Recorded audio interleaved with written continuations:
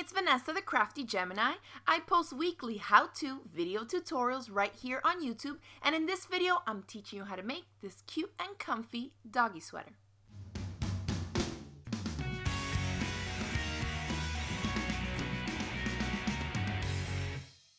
Let's start by taking some measurements. I'm measuring from the base of Butterball's neck to around where the end of his belly is. Make sure you leave space in the back so that they can go to the bathroom while they're wearing the sweater without dirtying it up. That's measurement number 1. Measurement number 2 is right around here. You want to take the circumference of basically the chunkiest part of their belly and then jot that measurement down as well. So here's a recap of what I got. The length across the top of his back, I got 15 inches, and then the belly circumference, 24 inches. The fabric I'm using for this project is polyester fleece, which works out great because it's machine washable, it's soft, it's warm, and it stretches, so it's going to allow the dog to move around freely. Notice that the fleece stretches a lot more in one direction than it does in the other. So we want to make sure that the circumference measurement we took off the dog is what's cut along the stretchiest part of the fabric. It's the same like when we make clothes for ourselves, that we always want the stretch of the fabric going from left to right across the body. Well, that's what we're doing for this project as well.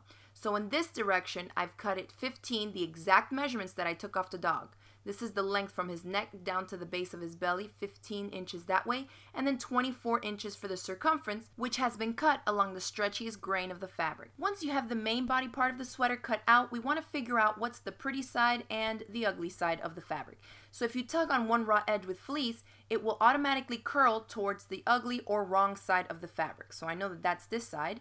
So flip it so that it's pretty side facing up, and then we're going to fold it across lengthwise, matching up these two shorter raw edges here.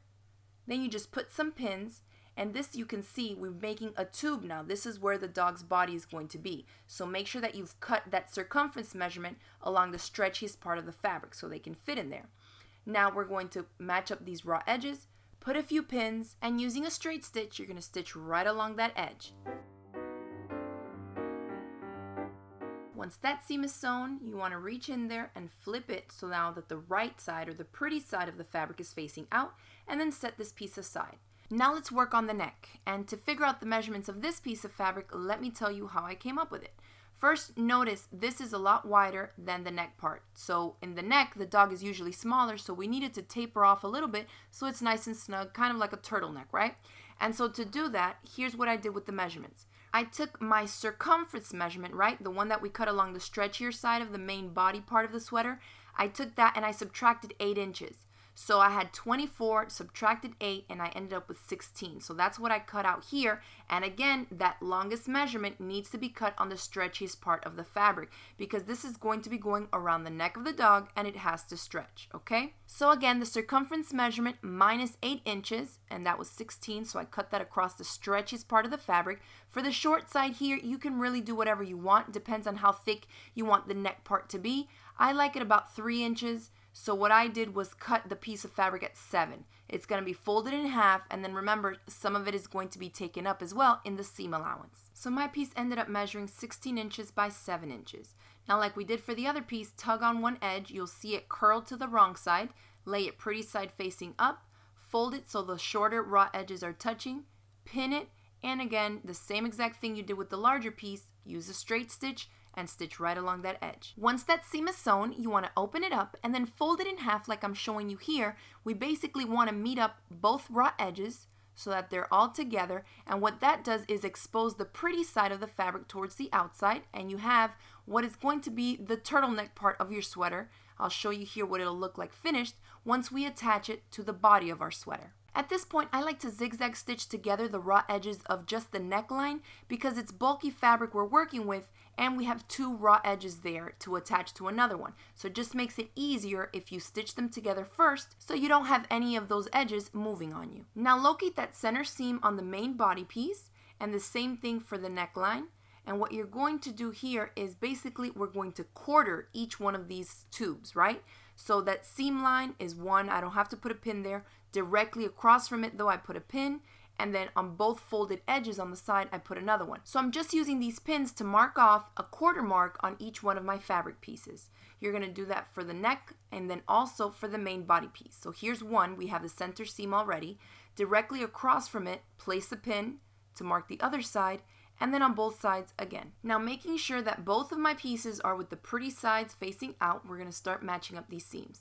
The center seam on the neckline with the center seam of the main body piece, and then we're going to match up each one of the pins as well.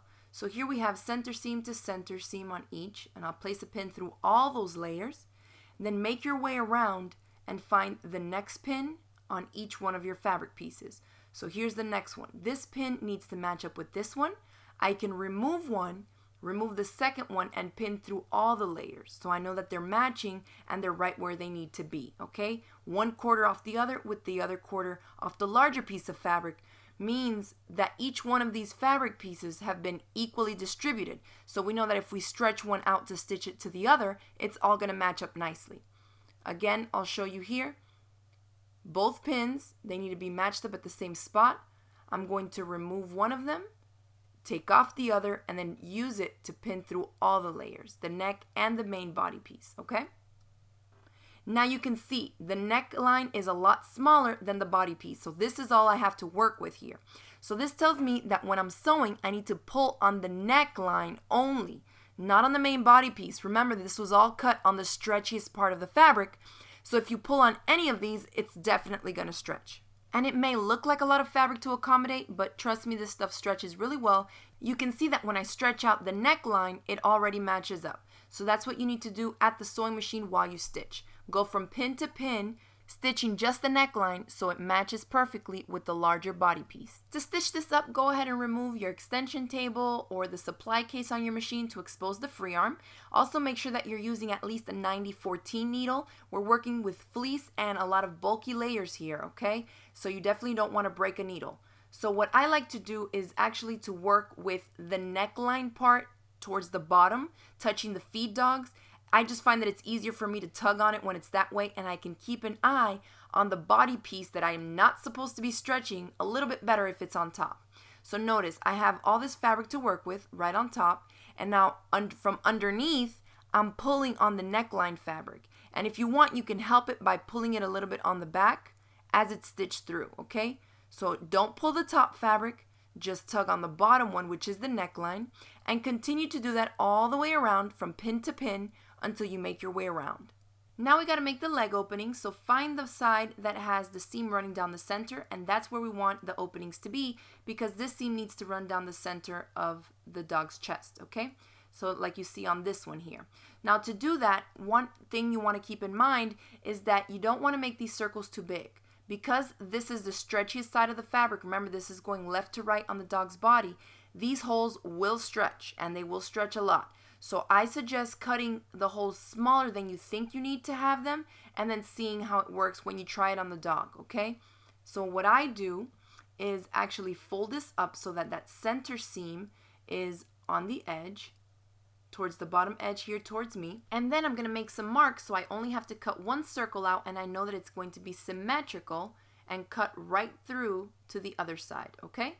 So to do that, I came in about an inch or an inch and a quarter in from the edge. Obviously, if you have a larger dog with a broader chest, you want to adjust these measurements accordingly, okay? This is for a 4-month-old pit bull puppy, and so I'm coming in about an inch or so in this way, right here, and then about, I think, 3 inches or so down from the neck, the bottom of the turtleneck part, okay? So just eyeball it. Since they stretch, you can kind of work it in there with their legs, and you'll have a little wiggle room. Just know that, you don't want to make it way too close up to the neck because that's not where their legs are, and you don't want to have it right in the middle of their belly either. So just eyeball it, and if you want, you can take some other measurements as well to get it more accurately. So measure around something small and circular. Without moving the fabric, I pin around the edges to keep everything steady. Cut inside the circle, go through both layers, and then cut that out. Once you remove your pins, you'll see that you have 2 perfectly made leg openings right in your sweater. Now, because the fleece doesn't fray, we're going to keep it super simple and leave it just like that. I don't have to hem the leg openings or anything, but you can hem the bottom if you want to. You see, for this one, I just folded it under and zigzag stitched it down. On this one, I'm just going to leave it as is because it's not going to fray again. It doesn't look as professionally made, but it's still going to serve the same functional purpose either way, okay? You can also embellish this, Fleece comes in tons of different fabric prints, but if you're using solids, you may want to embellish it with something like this, which is a superhero emblem that I did with the letter B for Butterball. And so I'm going to show you how to do that now. So here I have a plain one that's just done in blue. And I've actually provided you all with the free downloadable template for this little superhero emblem. And you can click on the link in the description box below to download the PDF. Then all you have to do is print it out, cut it out, and then use it as a template to cut out your little superhero emblem out of your fleece fabric. And then I freehanded a letter B for Butterball. Make sure that you pin well around exactly where you're going to be placing this. I like to use a zigzag stitch and just zigzag stitch all around everything. Basically, you're machine appliquing this on. And just take your time because the fleece is so bulky and it stretches as well. It may take a little getting used to. And that's it, guys. I hope you enjoyed this video tutorial. If you did, make sure you hit it with that thumbs up below. Share it across the different social media sites. And don't forget to click open that description box. I've included links on where you can find the same fleece I use for my project here and where you can download that superhero emblem. Thanks again for watching. Don't forget to subscribe to my channel, and I'll see you next time. Bye!